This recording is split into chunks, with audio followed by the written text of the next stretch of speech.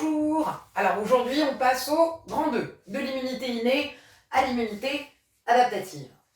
Dans le grand 1, on a vu comment les cellules immunitaires allaient gérer une réaction inflammatoire, c'est-à-dire une infection qui est due à une coupure, à un coup ou encore à une brûlure. Le fait est que quand un micro-organisme pénètre dans l'organisme, par exemple via les muqueuses, via la bouche, l'immunité innée peut se retrouver dépassée, c'est-à-dire que le micro-organisme est en trop grand nombre à l'intérieur de l'organisme, que les macrophages et les granulocytes n'arrivent pas à éliminer complètement le micro-organisme, vous allez donc tomber réellement malade. Il va falloir que d'autres cellules de l'immunité prennent le relais et puissent permettre la guérison. C'est ce qu'on appelle l'immunité adaptative.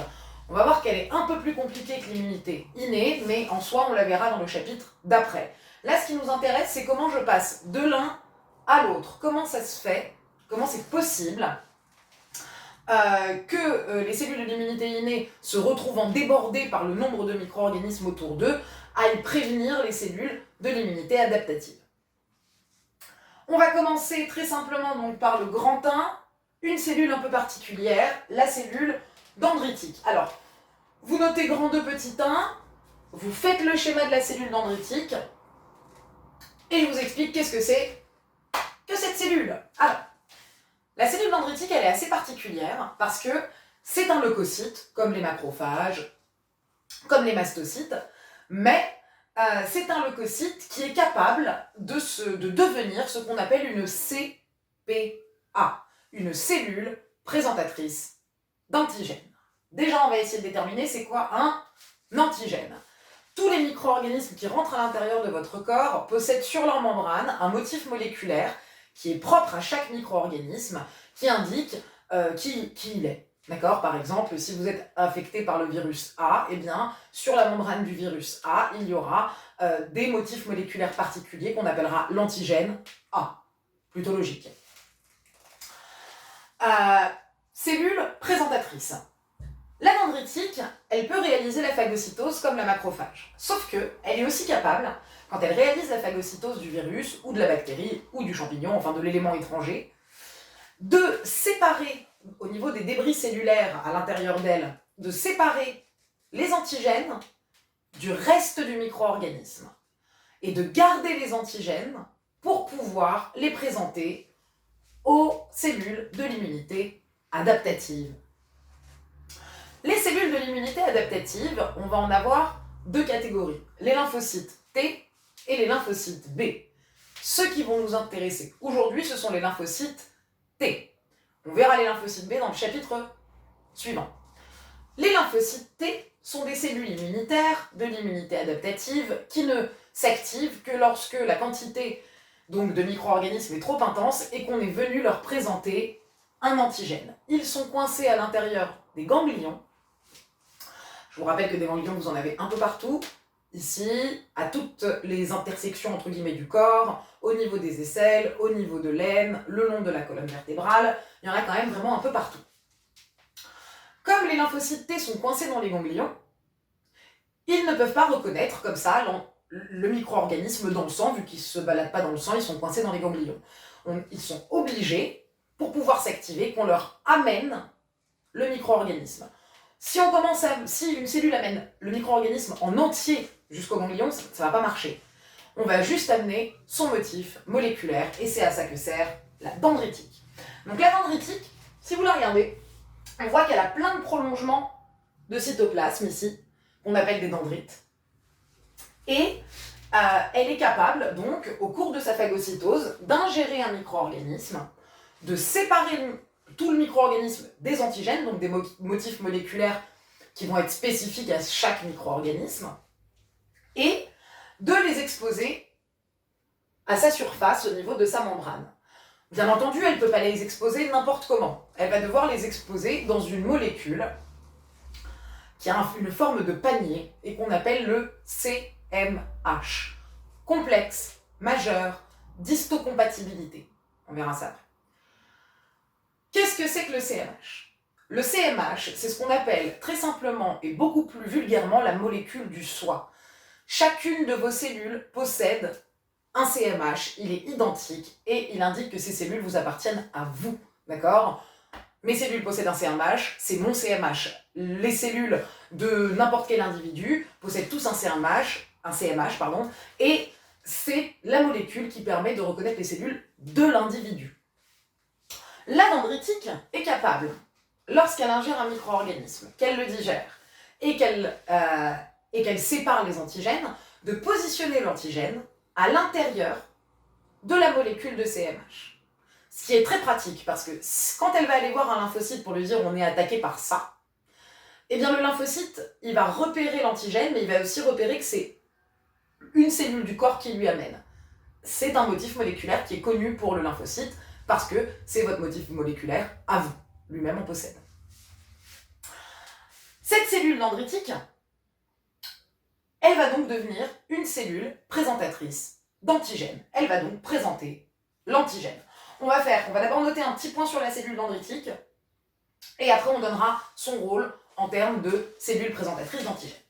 Alors, une fois que vous avez fait le schéma, vous notez. Les cellules dendritiques sont des leucocytes. Les cellules dendritiques sont des leucocytes de l'immunité innée assez particulière.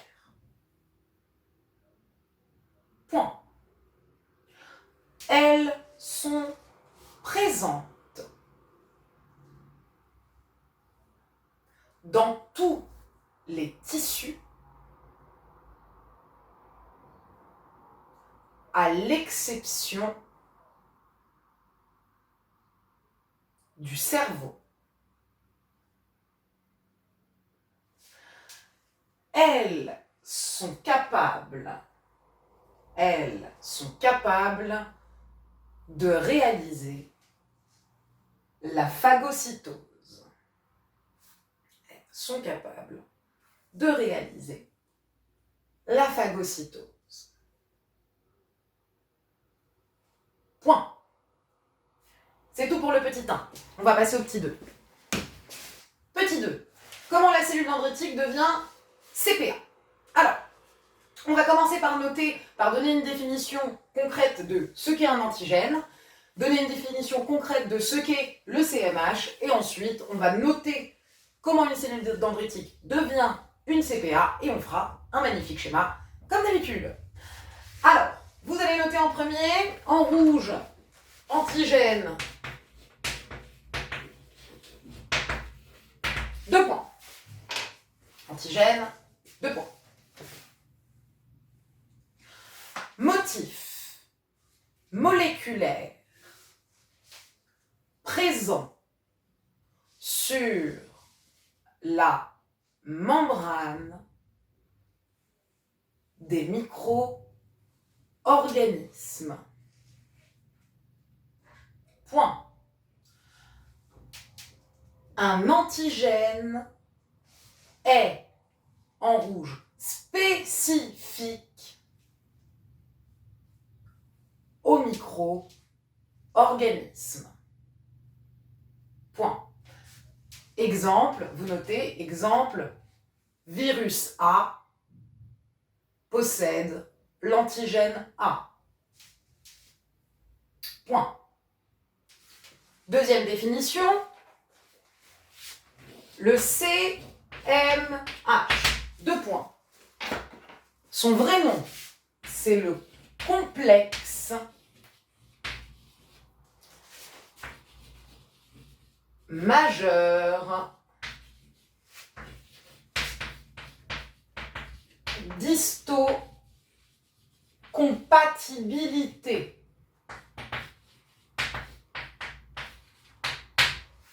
Complexe majeur d'histocompatibilité. 2 points.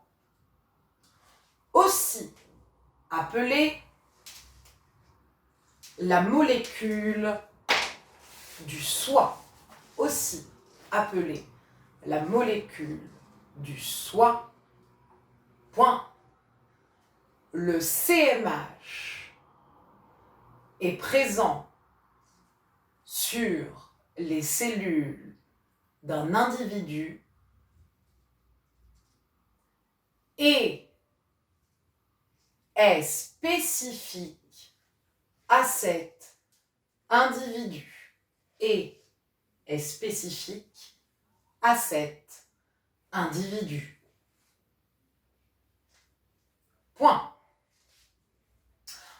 Vous sortez les définitions, vous allez à la ligne, on va donc noter comment ma cellule dendritique, qui se rend compte qu'il y a beaucoup trop de micro-organismes, va devoir aller passer le relais à l'immunité adaptative. Alors, vous notez que les cellules dendritiques,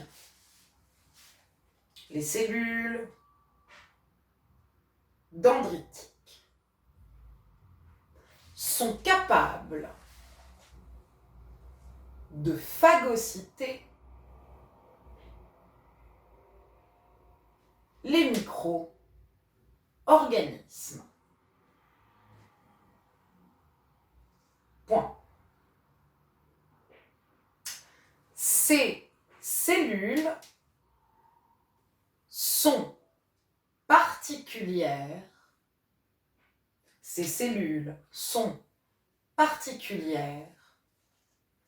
car au cours de la phagocytose,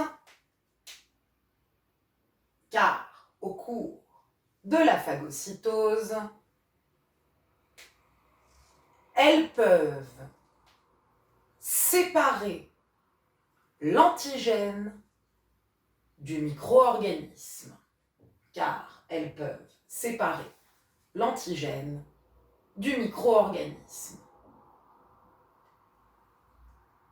Et l'exposer à sa surface, entre parenthèses, sur sa membrane, et l'exposer à sa surface, entre parenthèses, sur sa membrane, à l'intérieur d'une molécule de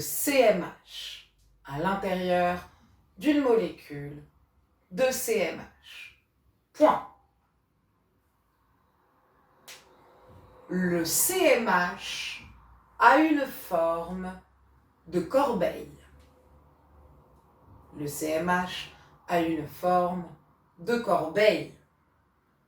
Point.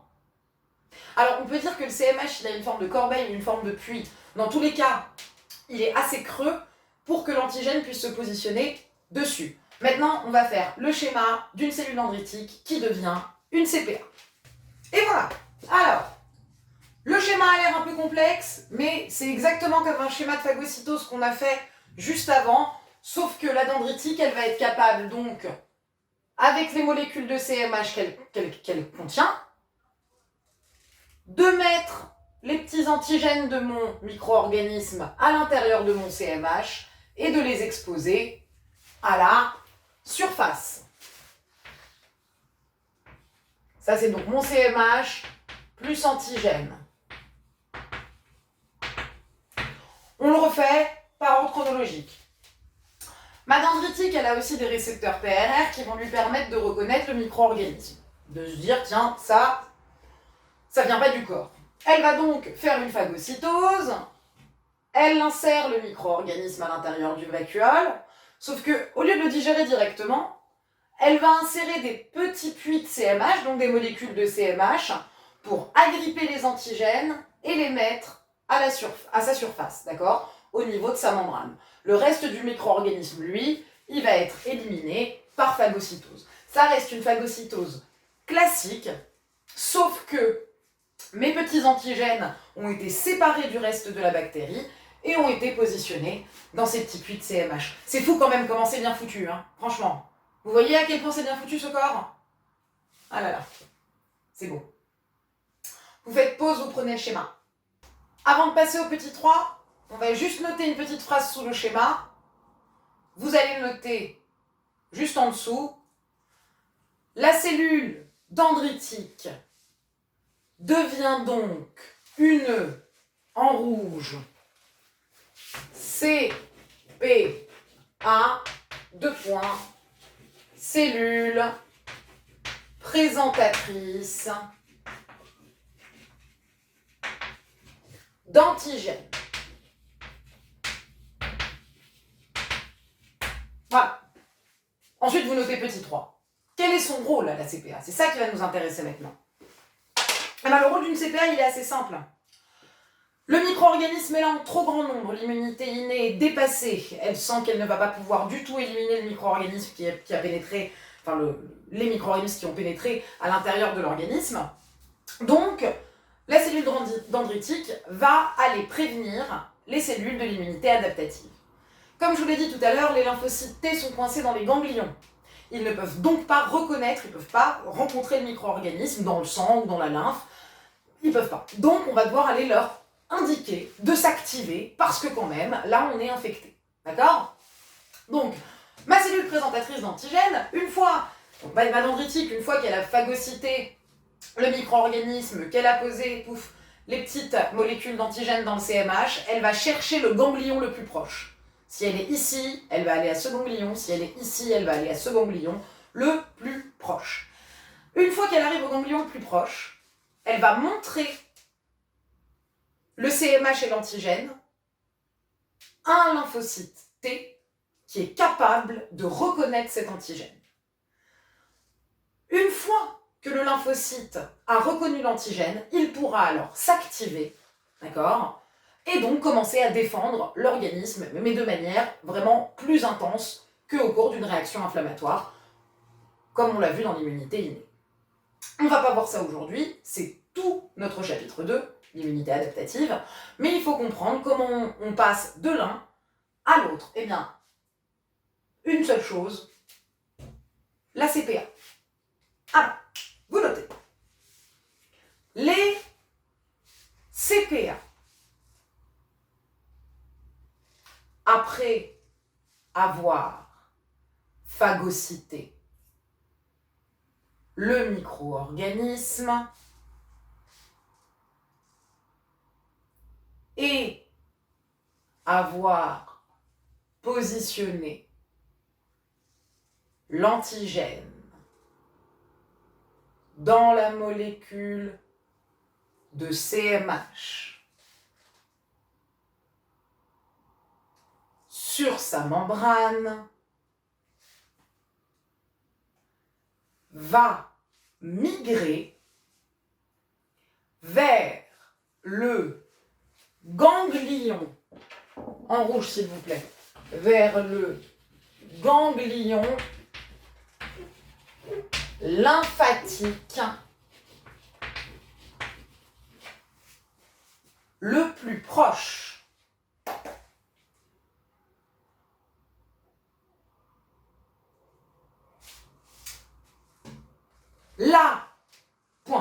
La CPA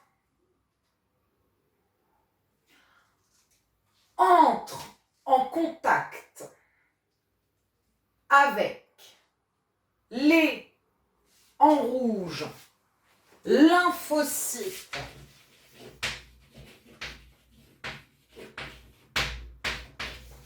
T, avec les lymphocytes T, point. Seuls les lymphocytes T,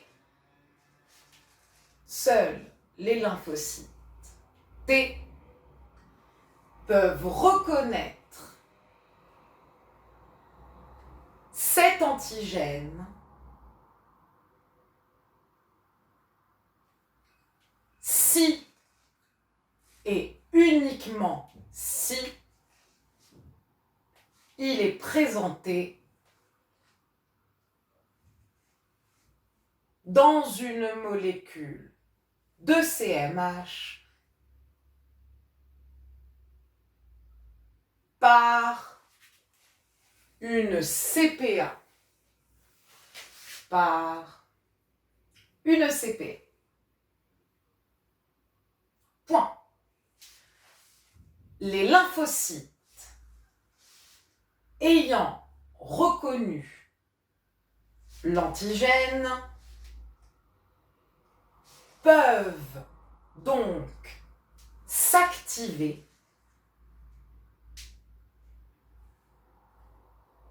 ce qui déclenche la réaction immunitaire adaptative. Point. Vous prenez le schéma d'une CPA qui présente à l'intérieur du CMH l'antigène aux lymphocytes capables de le reconnaître. On va même pouvoir indiquer que le lymphocyte T, donc là, qu'est-ce qui va se passer? Le LT s'active. Vous faites pause, vous prenez le schéma.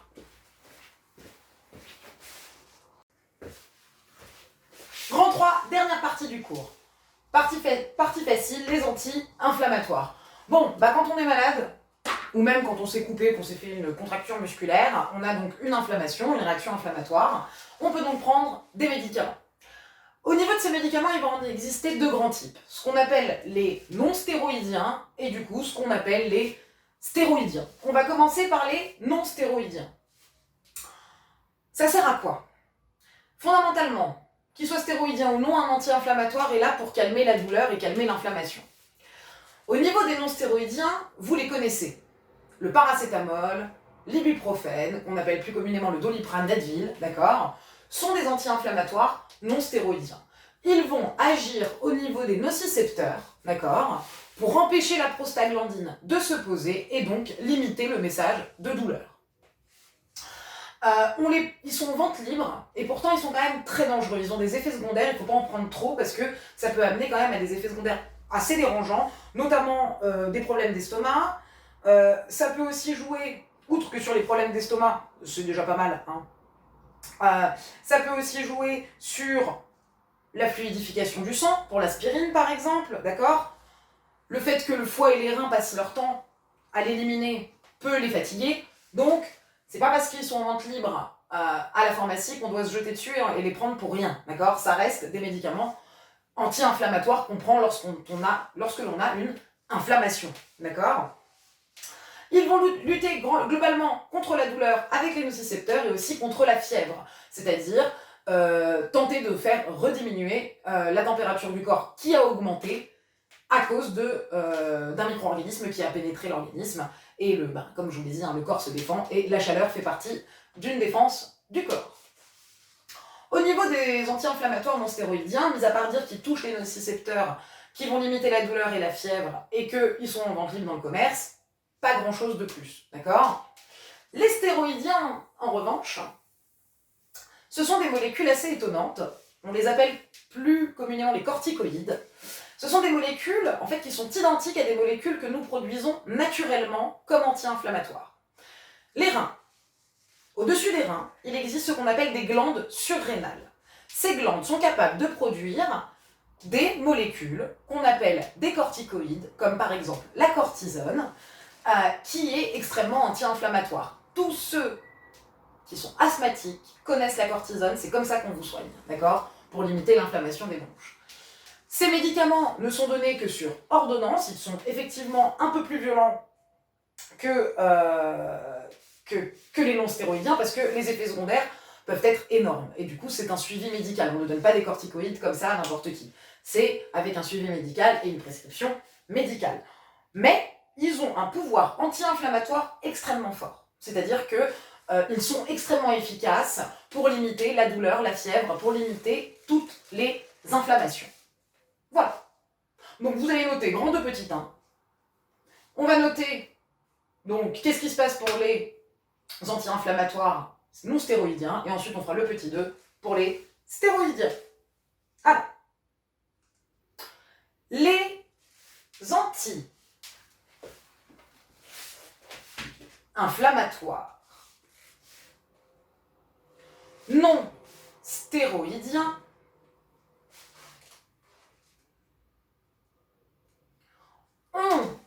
un effet antalgique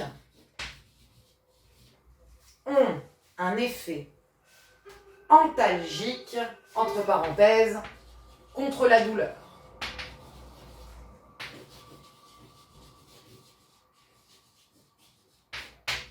Point. Le plus connu est l'aspirine. Le plus connu est l'aspirine, qui est utilisée depuis l'Antiquité. Point. On sort 2 secondes du cours. D'ailleurs, l'aspirine, il est connu effectivement depuis l'Antiquité. L'acide salicylique, c'est la molécule qui est... nous maintenant on l'a un petit peu changé, elle s'appelle acide acétylsalicylique. Mais en gros, l'acide salicylique, c'est une molécule qu'on connaît depuis très longtemps, qu'on retrouvait dans l'écorce de saule, l'arbre, et avec lesquelles cette écorce de saule a toujours existé comme étant un médicament assez efficace contre la douleur. Et en fait, effectivement, à l'intérieur de l'écorce de saule, je retrouve l'acide salicylique. Quand on a découvert cet acide, eh bien, on l'a reproduit sous une forme un petit peu différente, sous forme d'acide acétylsalicylique, qu'on appelle, nous, aspirine. Voilà. C'était en plus.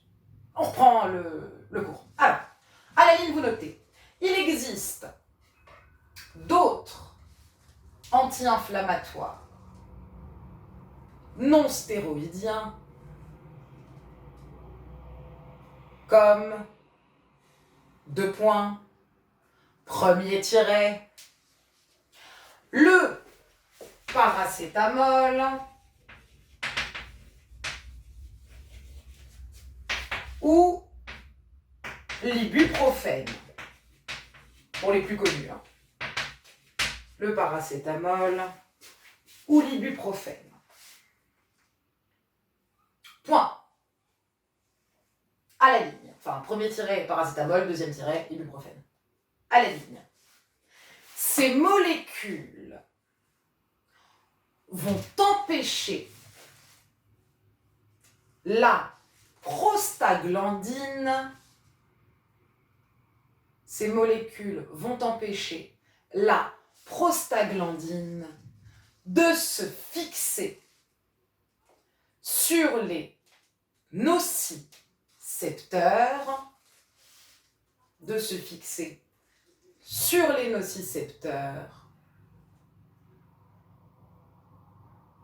ce qui empêche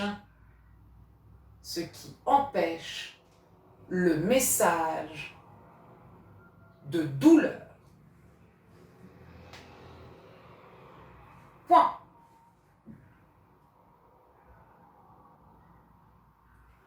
Ces médicaments peuvent avoir des effets secondaires. Ces médicaments peuvent avoir des effets secondaires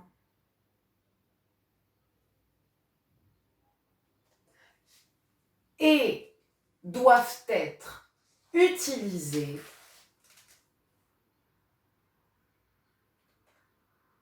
de manière raisonnable et doivent être utilisés de manière raisonnable. Petit 2, du coup, les stéroïdiens, les molécules qui, elles, sont copiées des molécules que nous produisons naturellement, d'accord, au niveau des glandes surrénales, donc des glandes au-dessus des reins, et qui sont, elles aussi, antalgiques. Petit 2, les anti-inflammatoires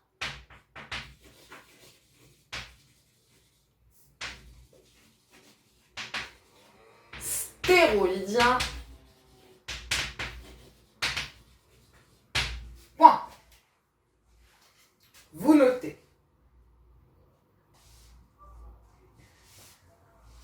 Les glandes sur...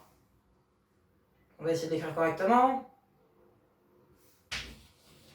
rénale, entre parenthèses, au-dessus des reins. Les glandes surrénales produisent des hormones au pouvoir anti-inflammatoire. Exemple, la cortisol. Ça, c'est celle qu'on produit nous. D'accord? Nous, on produit la cortisol, mais si on vous donne des anti-inflammatoires stéroïdiens, on vous donnera de la cortisone, d'accord? Qui n'est pas donc exactement celle qu'on produit, mais très similaire. Comme la cortisol. Point. Aujourd'hui, on utilise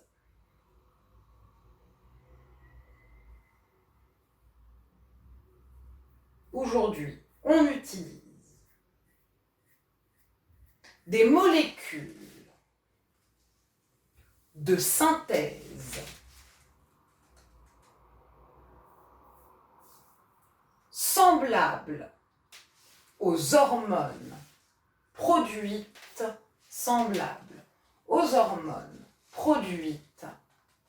par les glandes surrénales, telles que, on va donner leur nom général, on les appelle en rouge les corticoïdes.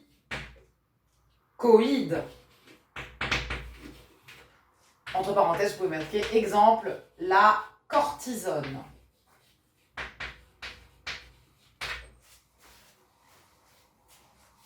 Les corticoïdes, exemple, la cortisone. Point. Ces molécules ont un puissant effet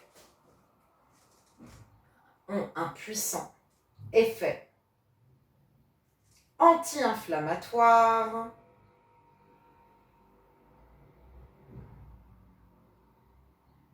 mais leur utilisation est contrôlée